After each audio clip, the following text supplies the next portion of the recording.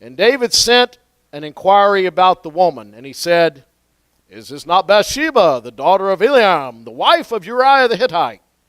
And David sent a message and took her. And when she came to him, he lay with her.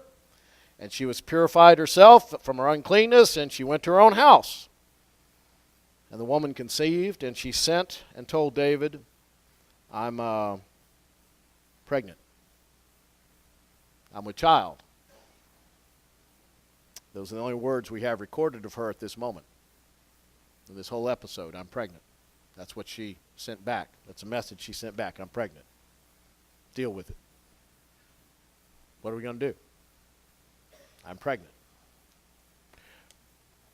Sometimes when a woman says that, there's great rejoicing. Couples try to get pregnant. They struggle with it, and then it happens, and you're like, "Woohoo!" Like that. That's the thing. And then sometimes the girlfriend walks in and goes, "I'm pregnant." And the guy goes, "Well, whose is it?"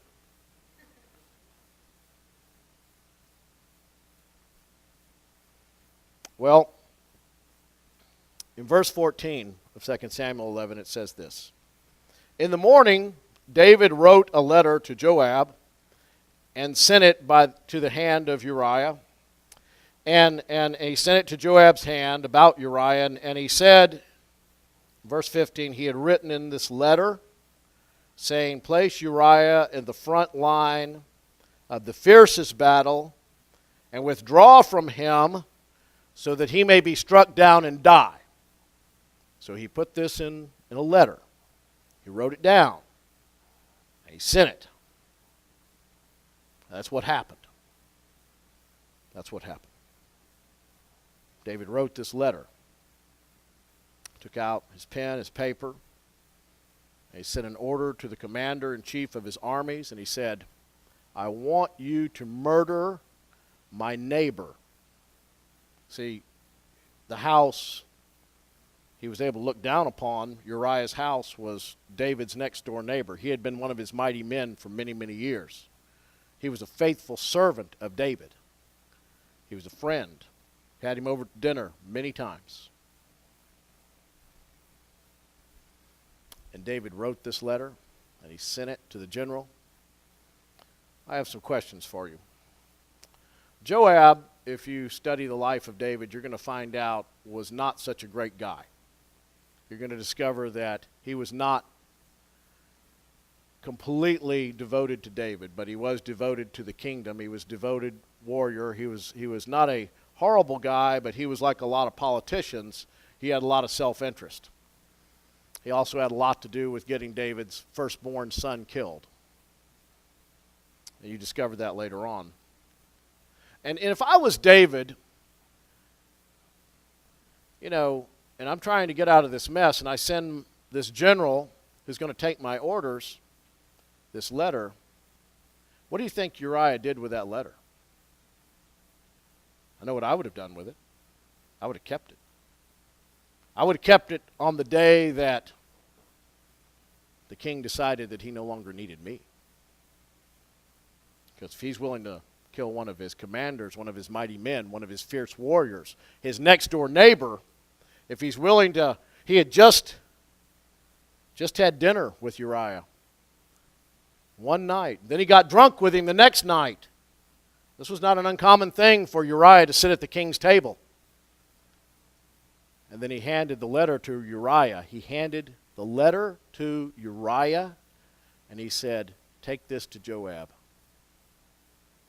Your death sentence. Go tell him that you're going to get murdered." I know what I would have done with that letter if I was Joab, because, you see, all the men asked. They said, "Why? Why are we doing that? We have orders not to approach that wall, not to attack that city." They were just going to sit back and starve them out. That was the plan. Why are we charging up there with our most valiant warriors? And you know the sad thing about it, if you read the account, the list that Joab sent back, David lost many friends that day. He lost many mighty men that day as they retreated from Uriah. Amazing. It didn't just cost Uriah his life, it cost the lives of many people as he retreated. Okay. So, what do you think the messenger thought? There's David looking over the roof at this woman who's looking back up at David, and he's going hubba hubba, and she's doing the coy thing like that.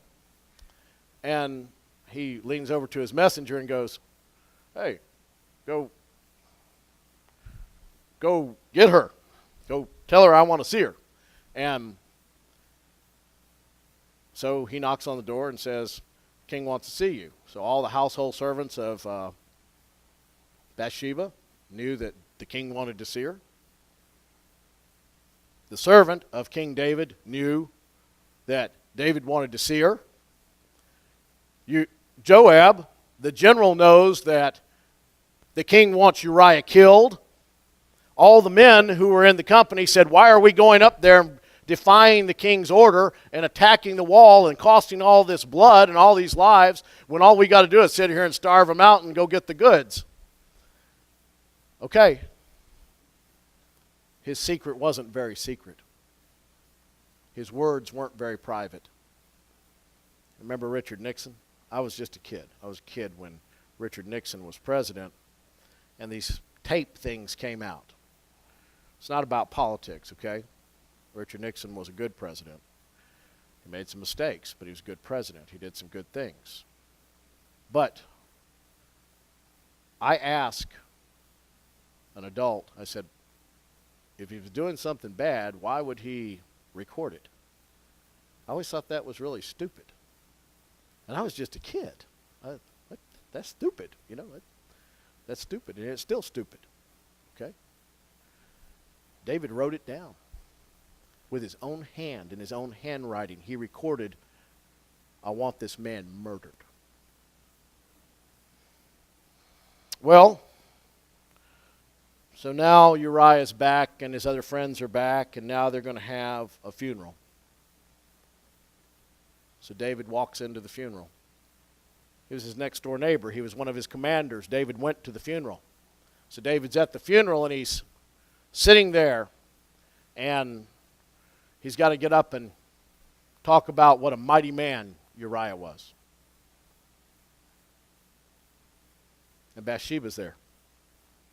I wonder if she was more concerned about being pregnant, being judged, being stoned, being whatevered, than her dead husband.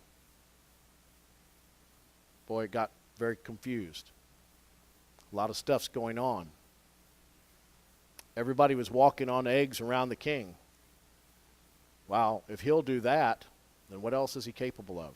Here was this hero of Israel, a mighty man, a man who had walked before God, a man who was wise, who was fair, who brought the Ark of the Covenant in, who danced in his underwear before God and commanded that the world that he knew be servants and righteous. His men were well trained. They were devoted to him and had been with him for many, many years. Through the desert, through Saul chasing him into Philistia, they had been with him in battle after battle. They knew him not only to be a commander and a great general and a great builder, but a man who pulled his sword and went right out into battle in front of them. He was respected, and now he did this. He's standing there, exposed to the world. Bathsheba sent to him and said, "I'm pregnant." And she didn't tell anybody else. She kept it to herself. She told the king. She was just as guilty as he was. She wasn't a victim. She was a grown woman. She knew how Uriah died. She may have even been part of the plot. We don't know. What we do know is that it got very, very, very bad very quickly for David.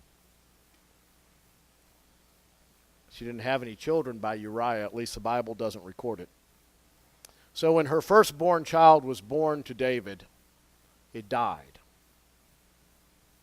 It records what David did. It said that he went and he prostrated himself before God, and he begged for the child's life, and his great line from that is, "You never know when God will be merciful. You'll never